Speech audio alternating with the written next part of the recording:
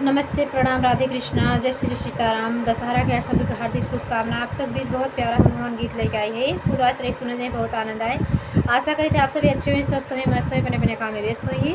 अपनी बहन की स्कूल सपोर्ट करते रहे हैं।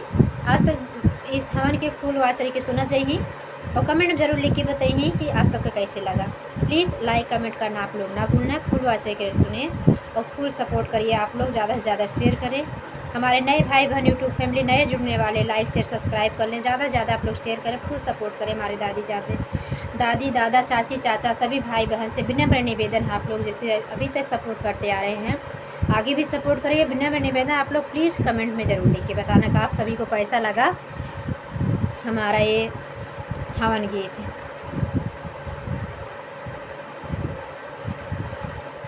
चंदन चौकी पुराई बहवनी अंगने में कराई बहो।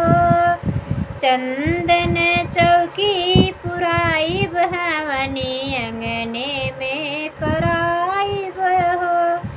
अंगने में कराऊ अंगने में कराई ब। चंदन चौकी पुराऊ हवनी अंगने में कराऊ बहो। ताल तलैया से माटी मंगाऊ ब। ताल तलैया से माटी मंगाऊ ब। माटी मंगाऊ ब। माटी मंगाऊ मटिया के बिदिया बनाऊ बहमनी अंगने में कराऊ बहो। मटिया के बेदिया बनाऊ बहमनी अंगने में कराई बहो। चंदन चौकी पुराऊ बहमनी अंगने में कराऊ बहो। मलिया बेटौआ से फुलवा मंगाऊ ब। मलिया बेटौआ से फुलवा मंगाऊ ब। चुनी चुनी बेदिया सजाऊ बहवनी अंगने में कराऊ बहो। चुनी चुनी बेदिया सजाऊ बहवनी अंगने में कराऊ बहो। चंदन चौकी पुराऊ बहवनी अंगने में कराऊ बहो। चंदन चौकी पुराऊ बहवनी अंगने में कराऊ बहो।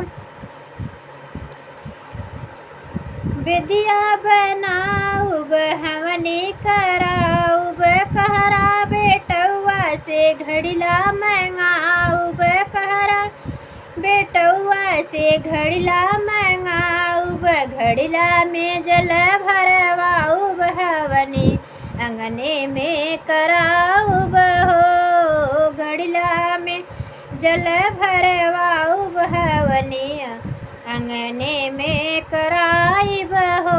गैया के गोबरा से घड़िला गोठाई ब। गैया के गोबरा से घड़िला गोठाई ब। घड़िला गोठाई ब। हाँ घड़िला गोठाई ब। फुलवा से घड़िला सजाई बहवनी अंगने में कराई बहो। चंदन चौकी पुराऊ बहवनी अंगने में कराई बहो। सब सखियन मिली मंगल गावई। सब सखियन मिले मंगल गावई।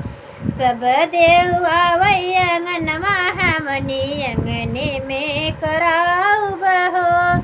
सब देवी देवता आवई हमरे अंगनवा हमनी अंगने में कराई बहो। चंदन चौकी पुराई बहवनी अंगने में कराई बहो। चंदन चौकी पुराऊ बहवनी अंगने में कराऊ बहो। बोलो जय